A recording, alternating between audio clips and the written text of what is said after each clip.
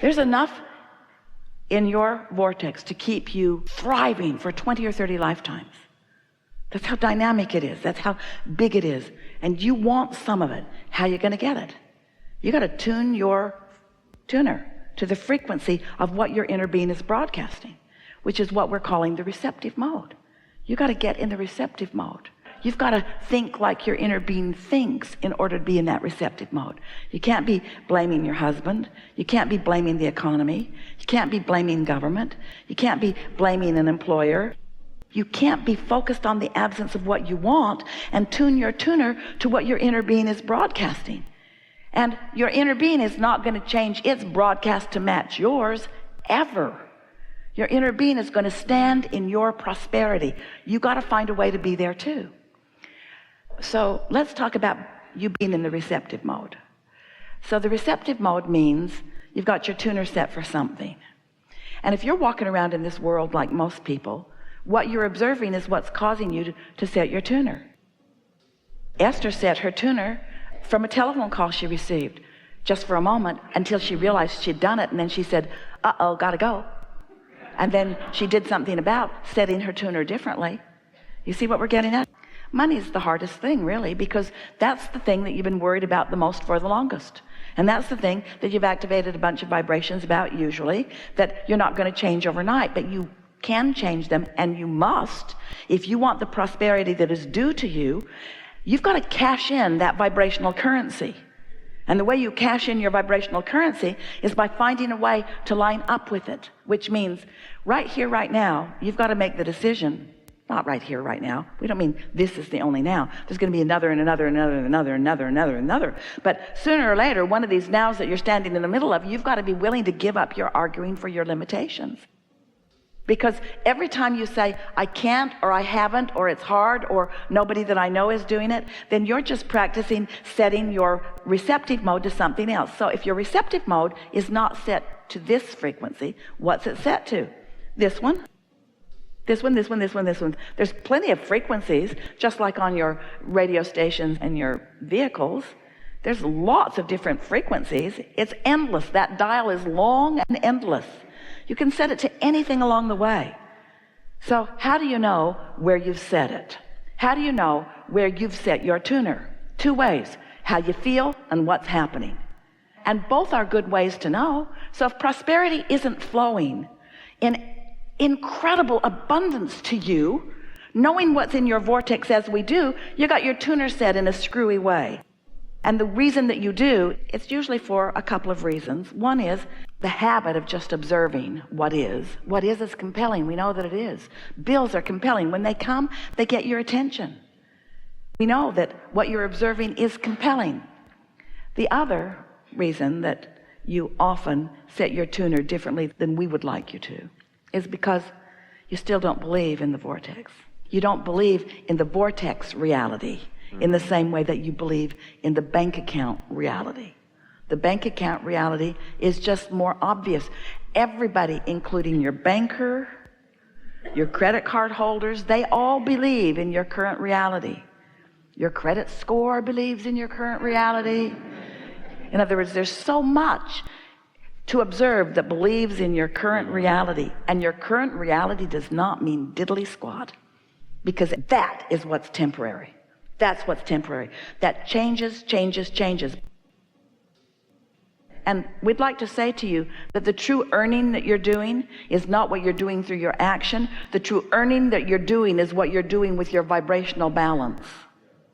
It's your vibrational balance. And you got to know that. You've got to know that, because look at the difference in what people around you are receiving in terms of money. You can't explain it through their action, can you? You've all got the same 24 hours in a day, and you're all limited to that degree of what you can do. And yet the difference in what people are receiving is enormous. You've got to understand that they're not earning through their action, and they're not earning through their education, and they're not earning through their contacts, and they're not earning through some way that's immoral or illegal. They're earning through their vibrational translation of the vibrational currency into their bank account. You earn with your attitude. You earn with your mood. That's how you do it. For a long time, we've been talking to you that creation is about asking, source answering, and you letting the answer in. Step 1, 2, 3. Asking's easy, isn't it? The more delicious life is, often the more things that you want to experience in it, the more experiences you want to have. So the asking part is not a hard part. When you don't have enough of something, you know that you want more. Source recognizes every time you ask. Now here's an important thing that you may not have heard us say before about this step 2. Source knows what you're asking for and only has a vibration about what you are really asking for. So this is interesting. When you feel like you don't have enough money and it causes you just for a moment to send off a rocket, I would like more money, meaning I want more freedom, I want more experience. Your inner being becomes the essence of the freedom and the essence of the experience. Your inner being extracts from that vibrational contrasting experience what you do want, because that's what your inner being does. Your inner being never focuses on the drama or the trauma or the trouble or the lack, ever. So from your synthesis of life, you've never heard us say that before, have you? From your synthesizing of life, you are emitting pure desires that your inner being is recognizing, focusing on, and taking as inner being point of attraction. Now, do you accept there's you and your inner being? Do you accept that your inner being is offering a vibration and that law of attraction is responding to your inner being's vibration, just like law of attraction is responding to yours? So when you ask for more prosperity, your inner being immediately becomes the equivalent of more prosperity. But if you don't immediately become the equivalent of prosperity vibrationally, as in being optimistic or anticipation, then there's a vibrational difference between you and your inner being, and that's when you feel doubt or fear or worry or jealousy or anger or whatever those feelings around money often are. So the good news here is that your inner being has become more prosperous every time life has caused you to seek more prosperity. But you've got to find some way of syncing up with the way your inner being feels about this. And when you do, now there's no contradiction in your vibration. There's no tug of war going on. Now you and your powerful inner being are standing in the eye of the vortexual hurricane that law of attraction is causing around you, and more money is coming to you. But in your anticipation, positive anticipation, you're letting it in. You're not keeping it out. Now that's just the law-based explanation of how the money comes to you. Now another way that we are wanting to explain this to you is that when you feel good, you're in sync with your inner being. And when you're in sync with your inner being, that means you're in what we're calling the receptive mode of what your inner being has already amassed and attracted. So if you can accept the prosperity that your inner being already is, then you can be the receptive translator of that vibrational prosperity into the manifestation of what you want. The first thing that we want to ask you is, do you think you are more often in a place where you are thinking about and feeling about money, or thinking about and feeling about not enough money? Because every subject is two subjects, what is wanted and absence of it. And so you can answer that question by knowing if you feel optimistic or worried, if you feel eager or angry, or eager or frustrated.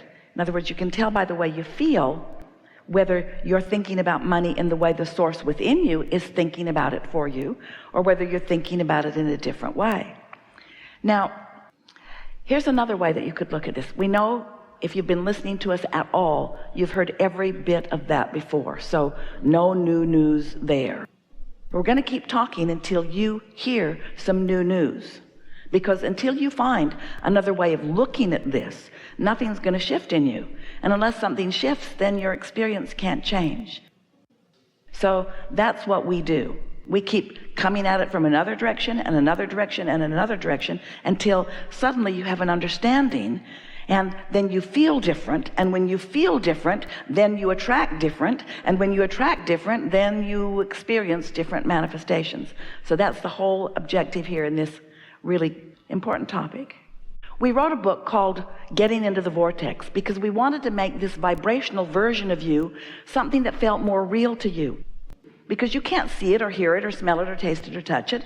This non-physical aspect of you that exists, that is attracting the things that you are asking for to this specific vibrational context that you now have ready access to. This is a reality, but because you can't translate it yet through your eyes and ears and so on, then you often see absence of money rather than presence of money, even though there is a vibrational presence of money. So then you say, and we don't blame you, we get what you're saying, Abraham, how do I turn these thoughts to things? Because I can't spend the idea of money. Well, we understand that, but where does anything come from? Everything comes out of the vortex. You are a lovely bunch of people on this planet, and you are trucking no resources in from other planets. And yet your economy continues to expand. Where is it coming from? It's coming from life and from asking. So this is the part that we're really wanting you to hear. So can you accept at all that there is a vibrational version? That's the hard part. There's a vibrational version that you have not realized yet. If you accept that it's there, then this is the question that we want you to contemplate. We're going to get here together.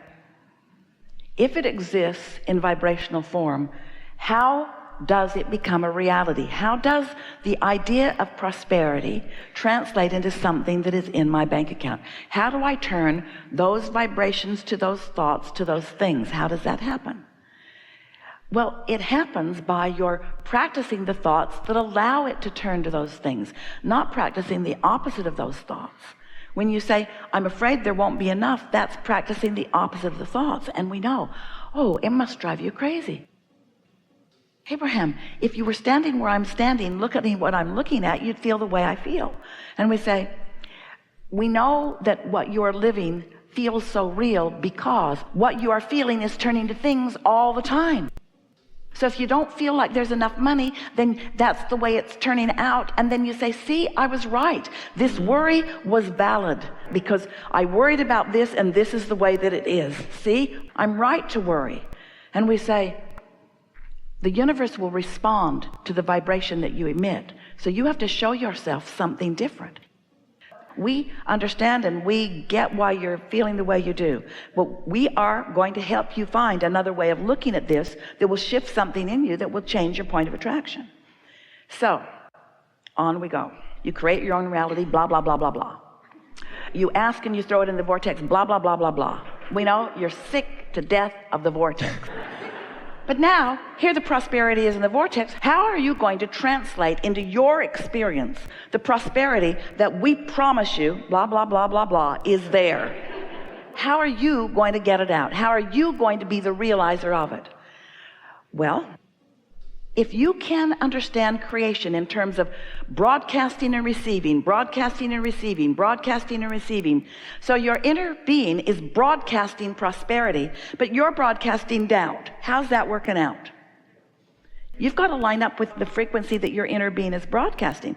So that's the first big question that we want to put to you. Do you believe that through your life, you have created a vibrational version of your prosperity and that your inner being stands holding it, knowing it, being it, and broadcasting it?